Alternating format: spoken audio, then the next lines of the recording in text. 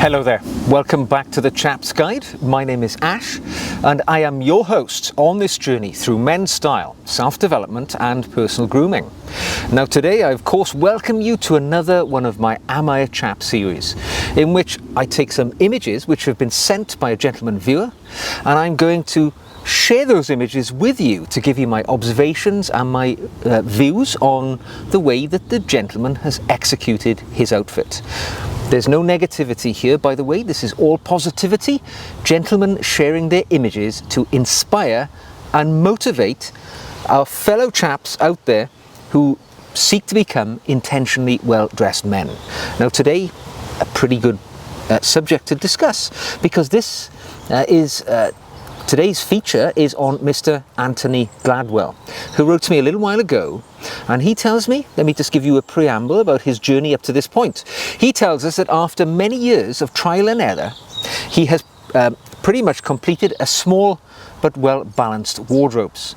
And he tells us he likes to have things of nice quality and fit. Now he goes on to tell us that he has reached a period in his life where he works part-time, and in the job which he works he has to wear a staff uniform. So on the other days when not in work, he likes to dress well. He attends Christian meetings a couple of times a week, which gives him the opportunity to dress well with his outfit. He tells us apart from traditional tailoring, he has a love of all things Italian. Cars, clothes, food, girls, and especially scooters. Now he tells us he's done a lot of research on the original late 1950s mod culture, who sprung from the West End of London.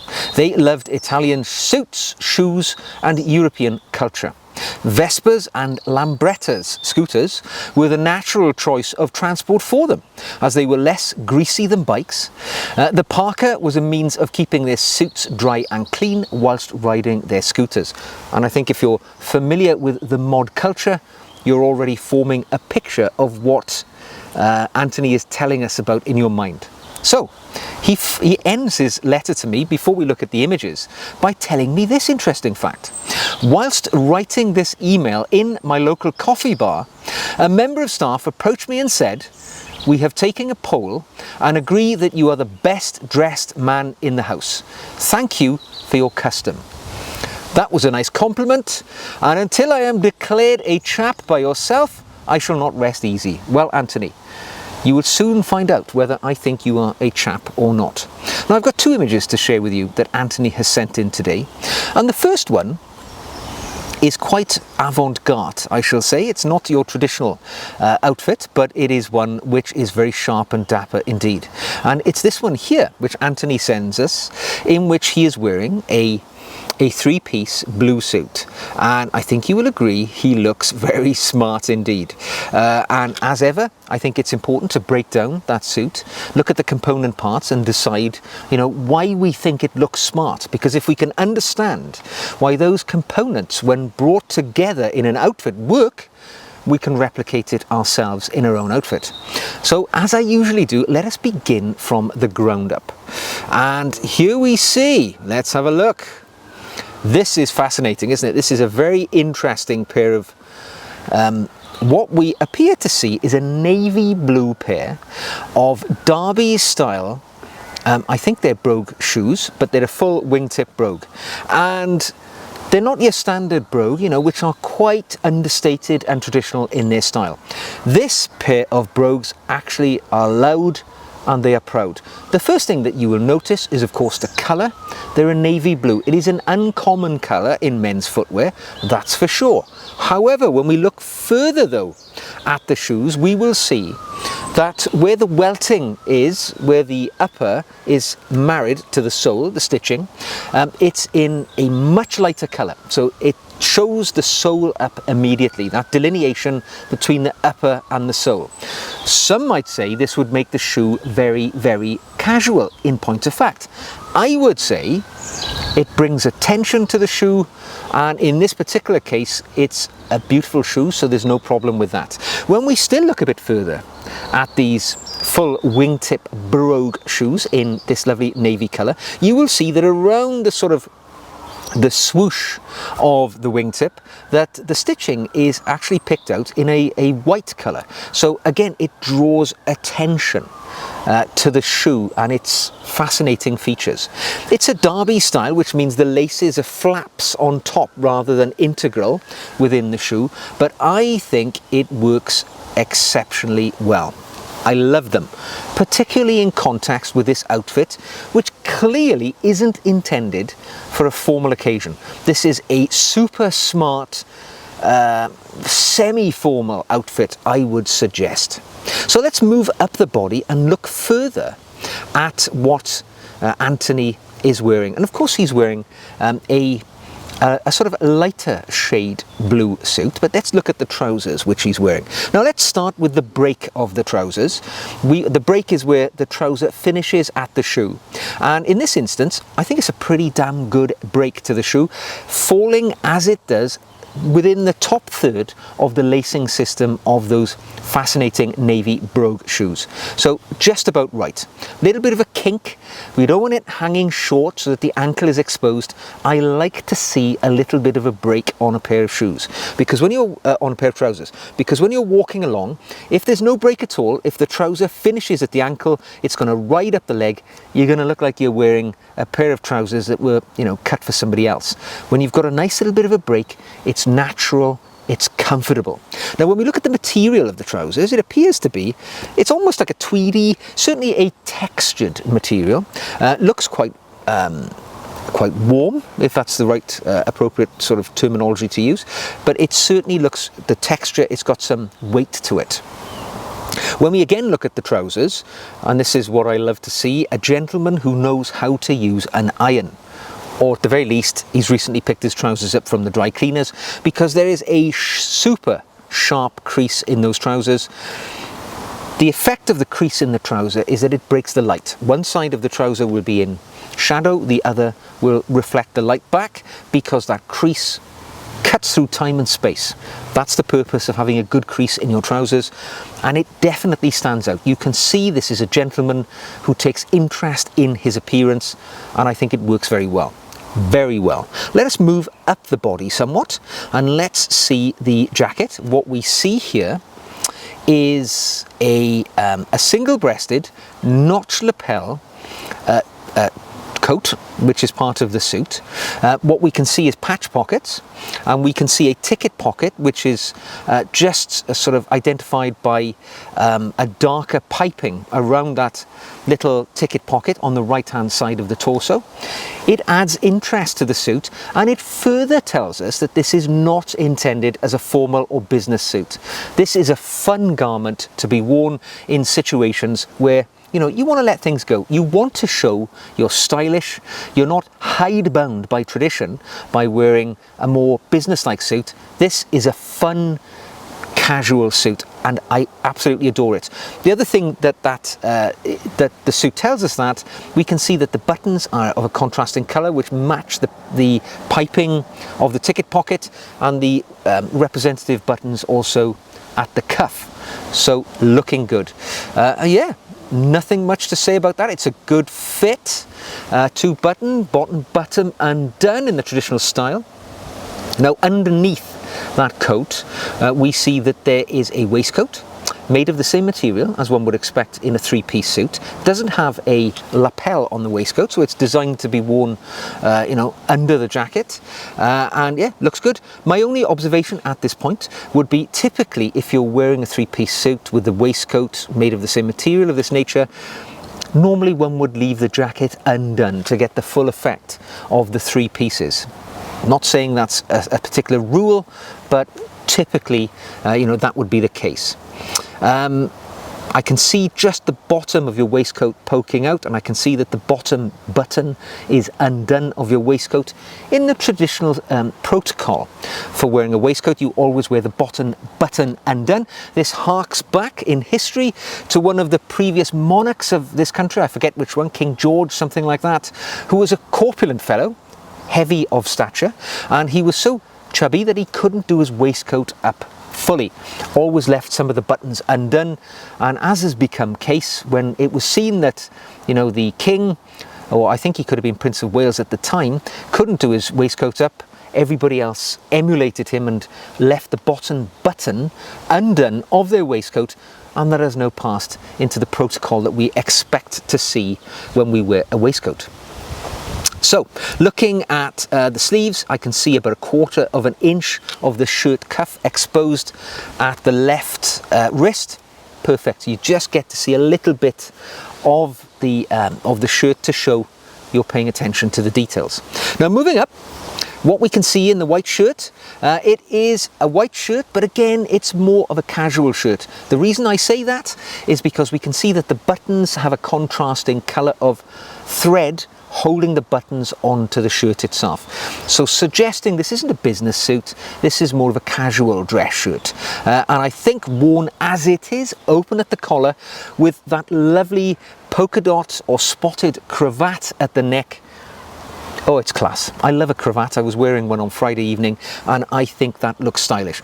My observation here, you could even undo that next button down if you wanted to reveal more of that cravat, but I see no problem with it the way that you're wearing it. It's stylish, it's stealthy, it's flamboyantly gorgeous. That's what I would say. Now, looking at the other accessories, we see that Anthony has taken the opportunity to wear a lapel adornment, some sort of badge at the lapel button, which is quite nice. Always nice to have something on the lapels because it's a lot of space just, you know, to leave naked. Stick a boutonniere or something like that on there. I'm wearing a lapel badge myself. Just breaks up the garment and allows you something to see. Now, there is an omission. You will see this immediately. There is no pocket square at the breast pocket, and I think that is a glaring omission in this outfit because it is screaming out having no tie, really, to have a little bit of extra colour.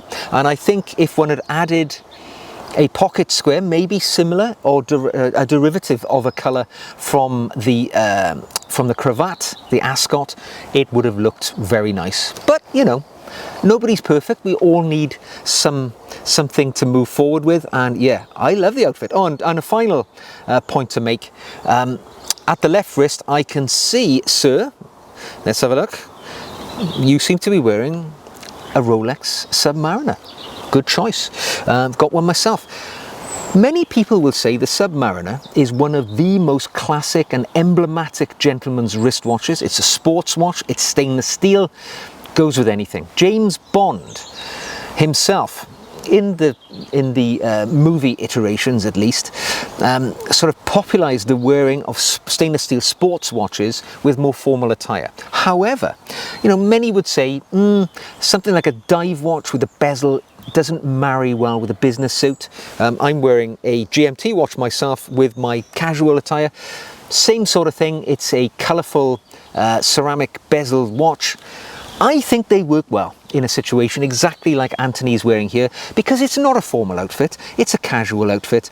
And I think the dive watch, good size watch, stainless steel, classic, elegant, you can't get much better than a Submariner. It is perhaps the most famous watch in the world today. You know, certainly the poster boy of the Rolex range. It's gorgeous. I love it, and you wear it well, sir.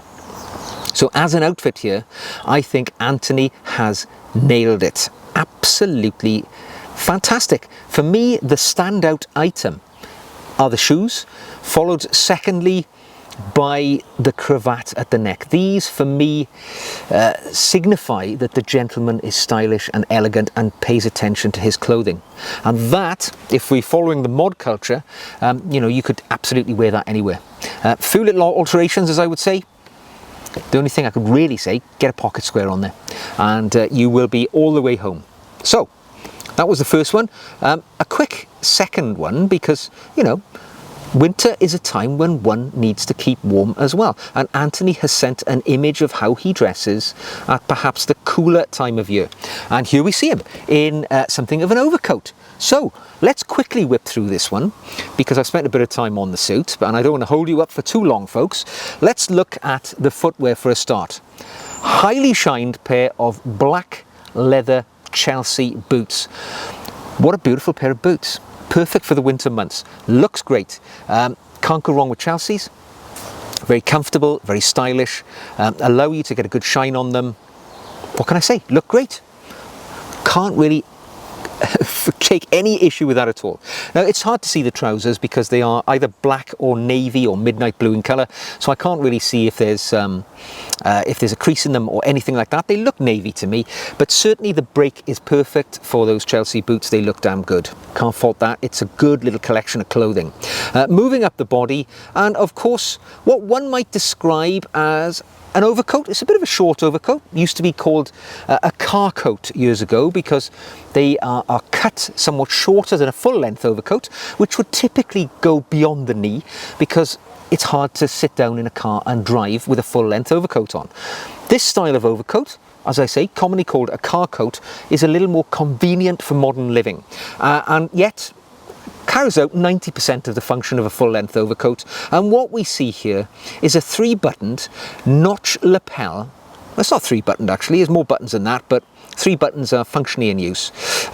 Notch lapel, navy blue overcoat, single-breasted, and usually it's got patch pockets, but the unusual bit is that on the right hand side there is a ticket pocket as well, which you don't typically see in an overcoat, but it adds style and panache.